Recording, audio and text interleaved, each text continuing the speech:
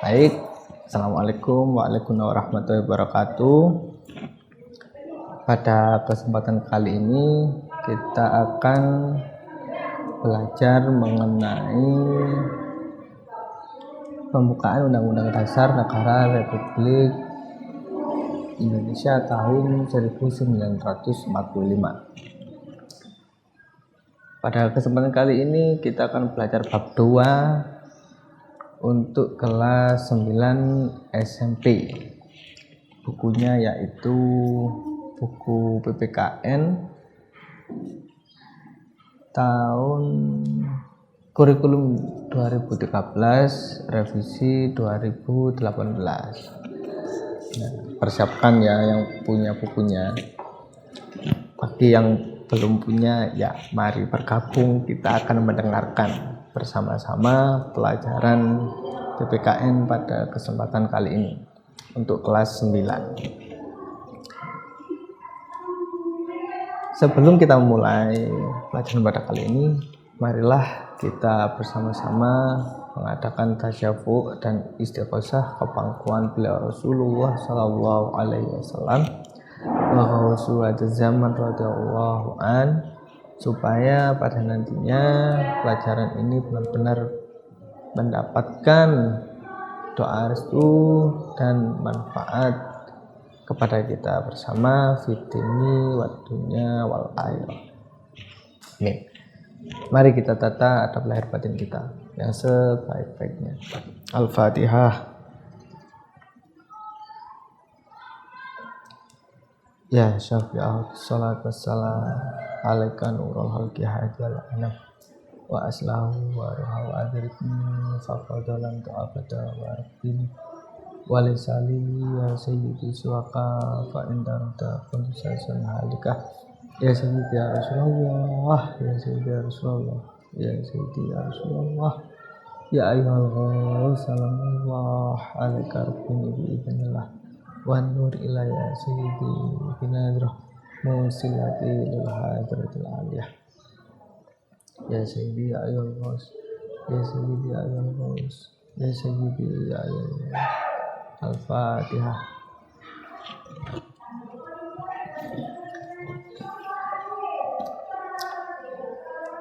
Terima kasih. Langsung kita melanjutkan yang slide pertama, yaitu makna alinea pembukaan Undang-Undang Dasar Negara Republik Indonesia tahun 1945. Nah, puji syukur kehadirat Allah Subhanahu wa Ta'ala, kalian telah menuntaskan materi bab pertama. Semoga kalian dapat mengamalkan nilai-nilai Pancasila dalam kehidupan sehari-hari dimanapun berada. Pada bab ini kalian akan menganalisis pokok pikiran pembukaan Undang-Undang Dasar 1945, mendeskripsikan arti penting dari pokok pikiran UUD, serta dapat memperlihatkan sikap dan perilaku yang sesuai dengan nilai-nilai yang terkandung dalam UUD, sehingga menjadi warga negara yang memiliki kesabaran berkonstitusi yang tinggi. Sebelum kalian mempelajari materi pada bab ini, kalian baca, kemudian cermati pembukaan UUD. Silahkan bagi yang punya bukunya itu dibuka halaman 32 ya. Kalian baca dulu UUD. Baiklah, daripada mempersingkat waktu, saya akan membacakan Undang-Undang Dasar Negara Republik Indonesia tahun 1945. Tapi dengan logat belajar ya, tidak dengan logat upacara.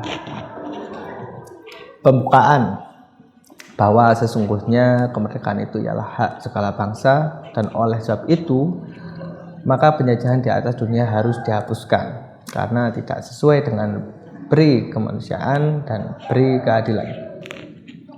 Dan perjuangan pergerakan kemerdekaan Indonesia telah sampailah kepada saat yang berbahagia dengan selamat sentosa mengantarkan rakyat Indonesia ke depan pintu gerbang kemerdekaan negara Indonesia yang merdeka, bersatu, berdaulat, adil, dan makmur.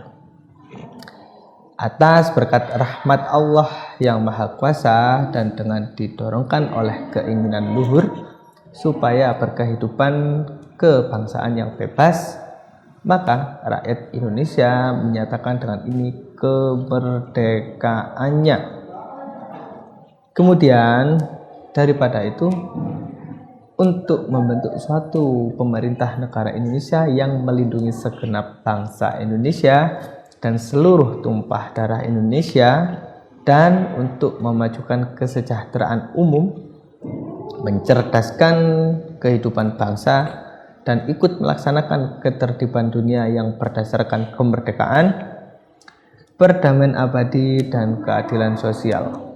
Maka disusunlah kemerdekaan kebangsaan Indonesia itu dalam suatu undang-undang dasar negara Indonesia yang terbentuk dalam suatu susunan negara Republik Indonesia yang berkedaulatan rakyat dengan berdasar kepada ketuhanan yang Maha Esa, kemanusiaan yang adil dan beradab, persatuan Indonesia, dan kerakyatan yang dipimpin oleh hikmat kebijaksanaan dalam permusyawaratan perwakilan, serta dengan mewujudkan suatu keadilan sosial bagi seluruh rakyat Indonesia.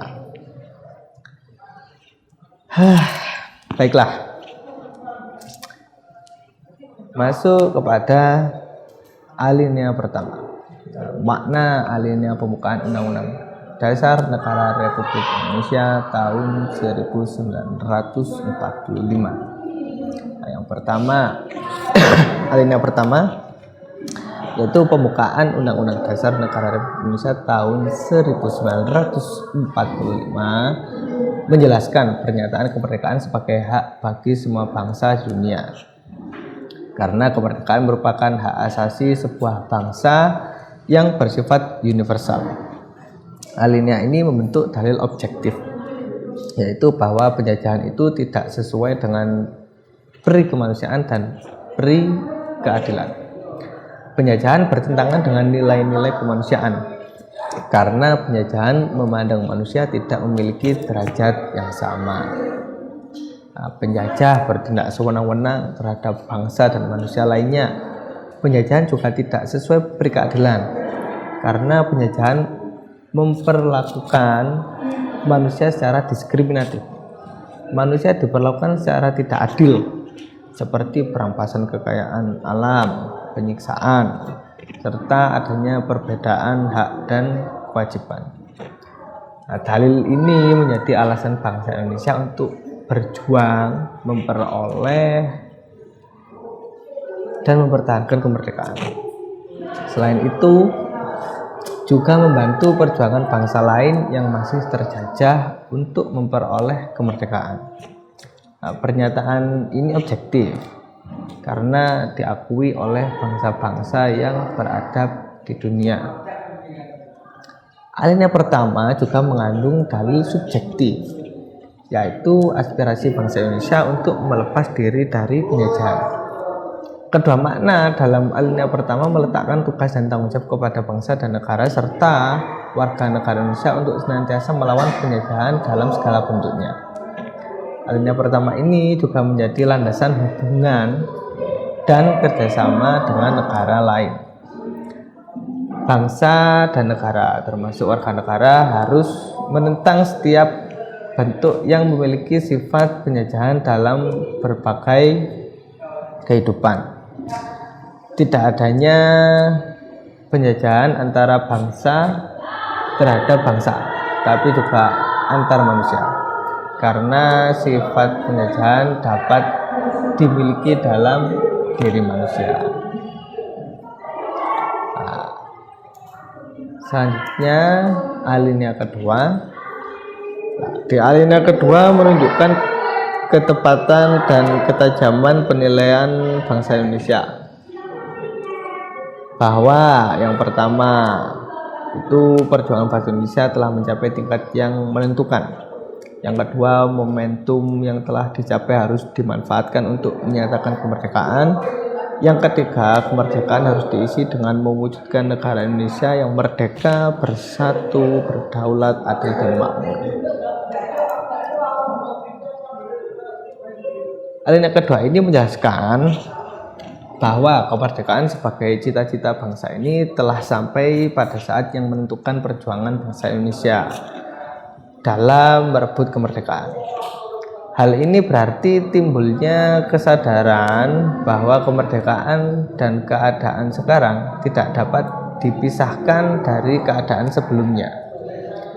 Kemerdekaan yang diraih merupakan perjuangan para pendahulu bangsa Indonesia. Mereka telah berjuang dengan mengorbankan jiwa dan raga demi kemerdekaan bangsa dan negara. Nah, sebagai bangsa Indonesia, kita harus menyadari bahwa kemerdekaan bukanlah akhir dari perjuangan bangsa. Nah, kemerdekaan yang diraih harus mampu mengantarkan rakyat Indonesia menuju cita-cita nasional, yaitu negara yang merdeka, bersatu, berdaulat, adil, dan makmur. Negara yang merdeka berarti negara yang terbebas dari penjajahan negara lain. Bersatu menghendaki bangsa Indonesia bersatu dalam negara kesatuan, bukan bentuk negara lain, bukan bangsa yang terpisah-pisah secara geografis maupun sosial.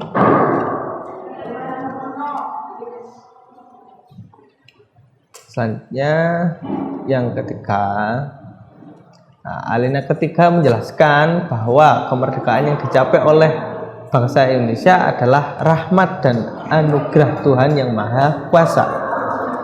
Hal ini merupakan motivasi spiritual perwujudan sikap dan keyakinan bangsa Indonesia terhadap Tuhan yang Maha Esa. Melalui alinea ketiga ini, bangsa Indonesia menyadari bahwa tanpa rahmat Tuhan yang Maha Kuasa, maka bangsa Indonesia tidak akan merdeka. Nah, kemerdekaan yang dicapai tidak semata-mata hasil jerih payah perjuangan bangsa Indonesia, tetapi kuasa Tuhan yang Maha Esa. Nah, alinea ketiga ini memotivasi real dan material, yaitu keinginan luhur bangsa supaya berkehidupan yang bebas. Kemerdekaan merupakan keinginan dan tekad seluruh bangsa Indonesia untuk menjadi bangsa yang bebas dan merdeka, bebas dari segala bentuk penjajahan, bebas dari penindasan, dan bebas menentukan nasib sendiri. Niat yang luhur ini menjadi pendorong bangsa Indonesia untuk terus berjuang melawan penjajahan dan meraih kemerdekaan. Nah, banyak peristiwa sejarah perjuangan bangsa Indonesia dalam melawan penjajahan, memperoleh kemenangan walaupun dengan segala keterbatasan senjata, organisasi, dan sumber daya manusia. Hal ini menunjukkan bahwa tekad yang kuat dan keyakinan pada kekuasaan Tuhan dapat menjadi faktor pendorong dan penentu keberhasilan mencapai cita-cita. Selanjutnya, alinea keempat. Nah, alinea keempat pembukaan Undang-Undang Dasar Negara Republik Indonesia tahun 1945 memuat prinsip-prinsip negara Indonesia, yaitu yang pertama, tujuan negara yang akan diwujudkan oleh pemerintah negara. Yang kedua, ketentuan diadakannya undang-undang dasar. Yang ketiga, bentuk negara, yaitu bentuk republik yang berkedaulatan rakyat. Yang keempat, dasar negara, yaitu Pancasila.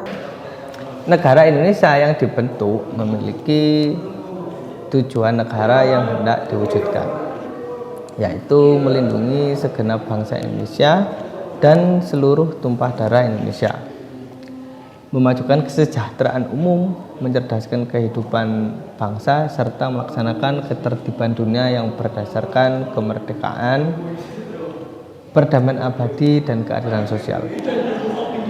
Keempat, tujuan negara tersebut merupakan arah perjuangan bangsa Indonesia setelah merdeka. Kemerdekaan yang telah dicapai harus diisi dengan pembangunan di segala bidang untuk mewujudkan tujuan negara. Dengan demikian, secara bertahap terwujud cita-cita nasional, yaitu negara yang merdeka, bersatu, berdaulat, adil, dan makmur. Pembukaan Undang-Undang Dasar Negara Republik Indonesia tahun 1945 menghendaki diadakannya Undang-Undang Dasar. Maksud Undang-Undang Dasar ini yaitu batang tubuh atau pasal-pasal kehendak ini menegaskan prinsip Indonesia sebagai negara hukum. Pemerintah diselenggarakan berdasarkan Undang-Undang Dasar, tidak atas dasar kekuasaan belaka. Segala sesuatu harus berdasarkan hukum yang berlaku.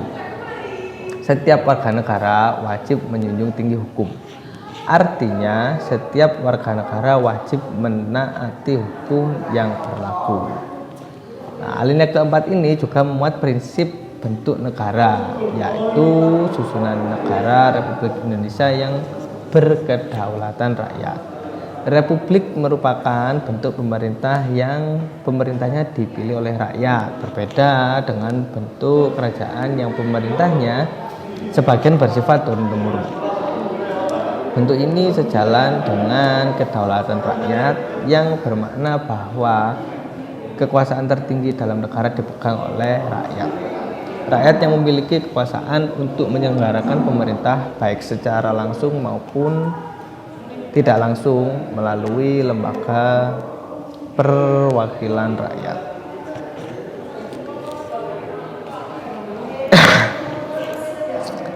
Baik, kita lanjutkan selanjutnya yaitu sesi diskusi.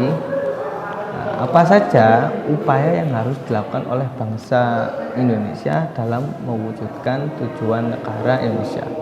Nah, itu silahkan kalian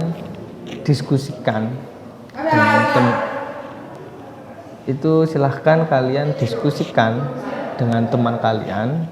Nah, apa saja upaya yang harus dilakukan oleh bangsa Indonesia dalam mewujudkan tujuan negara Indonesia? Baik, terima kasih.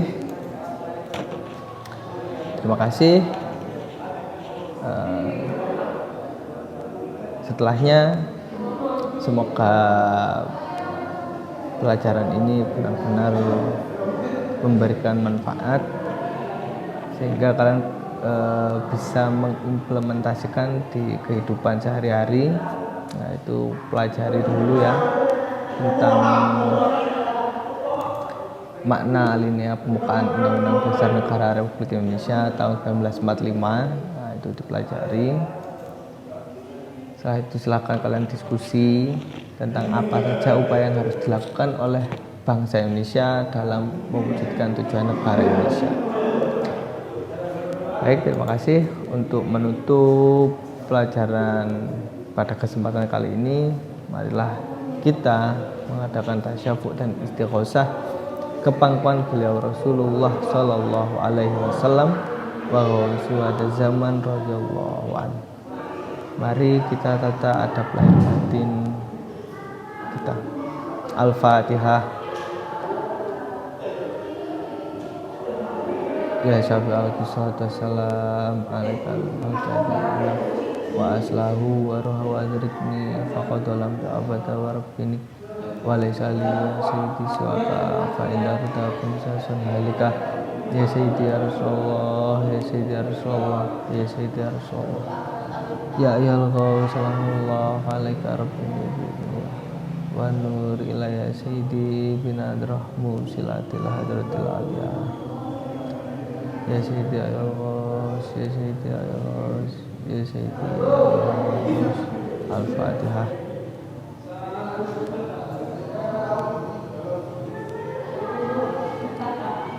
Wabillahi taufiq wal hidayah. Rasulullah sallallahu alaihi wasallam asy-syafa'ah wa minhu jamal radhiyallahu an anadrawal barakal karamah. Wassalamualaikum warahmatullahi wabarakatuh.